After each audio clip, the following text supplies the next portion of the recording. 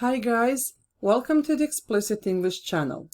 In this video, we are going to talk about the gerunds. Can you recall what the gerunds are?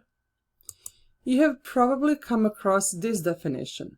We use the base form of a verb, or some books might call it an infinitive, and we add the suffix ing at the end of the verb, and then we get our gerund. Now don't mix this up with the progressive form, okay? The gerund form will not have any linking verbs, okay? So now let's discuss what are the common usages of gerunds in the English language. Okay, let's get started. Let's again remind ourselves quickly what the gerund actually is. So basically a gerund is a verbal noun. Okay, it is not used as a verb in a sentence, rather it is used as a noun. Okay, and as I said earlier, we use the base of a verb plus ing. This is all you have to remember. Okay, the gerund will be used as a noun. Okay, now what are the usages of gerund? Number one, we can use gerund as either a subject or object in a sentence, and we'll provide examples as we move along.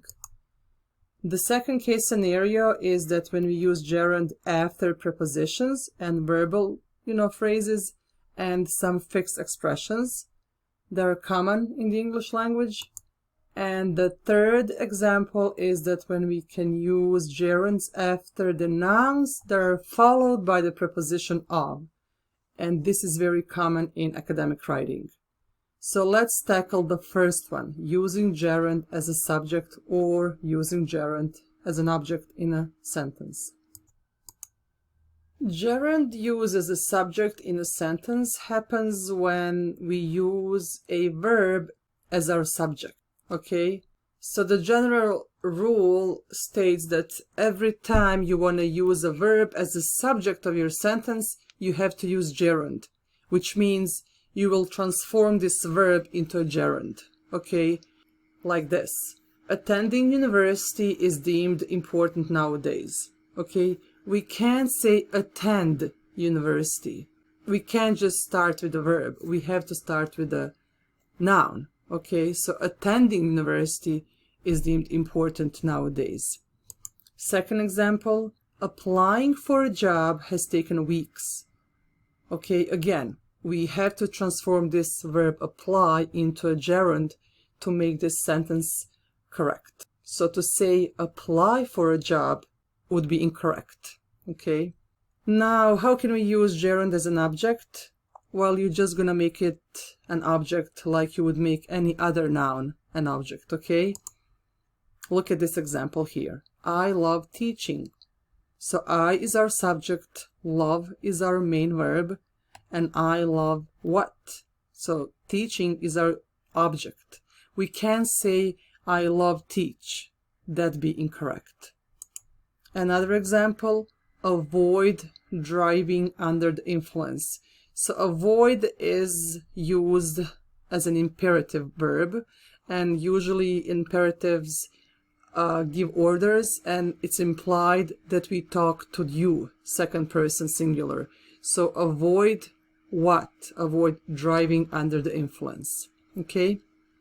And this is how you can use gerund as a subject or use gerund as an object in a sentence. Now let's look at the second case scenario. Using gerunds after prepositions and fixed expressions can come in the following ways. When we use gerunds after prepositions, we usually use them as the objects of the prepositions. What does this mean? So this means we are going to have our verb and the preposition after which gerund will come. Now we have an example here. I'm afraid of failing my exam. So afraid is our verb. Of is the preposition. Afraid of. Afraid of what? It's only logical that a noun has to come. Okay, in this case, it's going to be a gerund, a verbal noun. I'm afraid of failing my exam. Okay, The second example, I'm excited about going to college. So excited is our verb again, about is our preposition, and excited about what? Going to college. So this gerund acts as the object of the preposition about.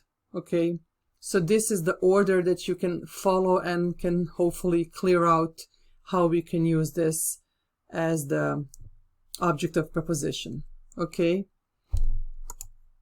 Gerund can also come after the fixed expressions, and as I said earlier, every language has its own fixed expressions that you just have to memorize, and as you go along and as you progress in your English learning, you'll develop an ear and more sense as to how to use these fixed expressions. So it's very common to say spend money or waste money, spend time, waste time, lose time. Then we have these other expressions like in favor of or an excuse for. So look at the example here. Try not to waste time complaining. Okay, so waste is a verb and time is a noun. Okay, so waste time doing what exactly? Complaining. Okay, we can't say try not to waste time, complain. It would not make any sense. We have another example. I'm interested in. It's very common to say interested in something. So what am I interested in? I'm interested in playing basketball. So this waste time and interested in are our fixed expressions, and complaining and playing are our gerunds. And this is how you can use gerunds after the fixed expressions.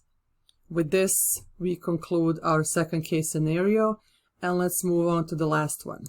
Last but not least, we have our third case scenario when we can use gerunds after nouns that are followed by the preposition of. Using gerunds in this way can actually improve your academic writing, and it can help you sound clear and precise. So what are the common nouns that go with the preposition of? Fear of, process of, way of, cost of, habit of, benefit of. Don't get confused. Some of these words can be used as verbs. However, when we say a fear of or a process of, we use them as nouns. Okay. Now we have an example here too, actually. I'm in the habit of getting up early. Are you guys? So habit of getting up early. This is the only correct way. If you guys say I'm in the habit of get up early, that'd be very wrong. Okay. The second example, the fear of losing. The fear of what? Again, the fear of losing my job is overwhelming. So you can look up some of the nouns on your own and see which one of them can actually go with the preposition of. And this is highly recommended for the academic writing again. Now let's go to the next slide and see if we can actually put all of this into practice. Let's practice. In this upper right corner, I'm going to leave this table for us just to kind of reflect on as to what are the case scenarios, so we don't have to go back and forth through our slides. Okay, so let's look at the first sentence. Running is my favorite sport. Which case scenario do you think this running gerund applies to? So if we look at this sentence, we can say that running is our subject, right? We can say run is my favorite sport. Remember, we are using the verb that we transformed into gerund as a subject. Okay, so that'd be our case scenario 1. Okay, using gerund as a subject of the sentence. I enjoy writing. Again, we have a typical subject, verb, object order. Again, this is our case scenario number 1, using gerund as the object of the sentence. Let's look at the third example. Many parents worry about not being able to afford their children's university tuition. Worry about not being able. So if we wanted to negate our sentence or the gerund, we simply put not before the gerund. Okay, that's all there is to it. So in this case, we have worry, a verb, about preposition, and not being gerund. So if you guys assume this is our second case scenario where the gerunds are being used as the objects of prepositions, give yourself a high five. You were right. Let's look at the next example. She has a reason for choosing that book. So a reason for. This would fall under our second case scenario again. However, gerund is being used after a fixed expression, a reason for. Okay, and then we have the last example. There are some serious disadvantages of taking out student loans.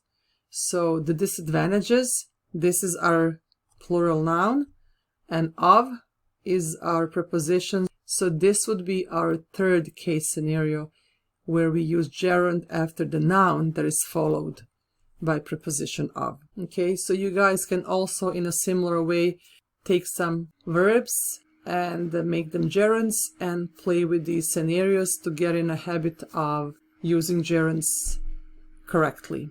Okay, and that's about it when it comes to gerunds.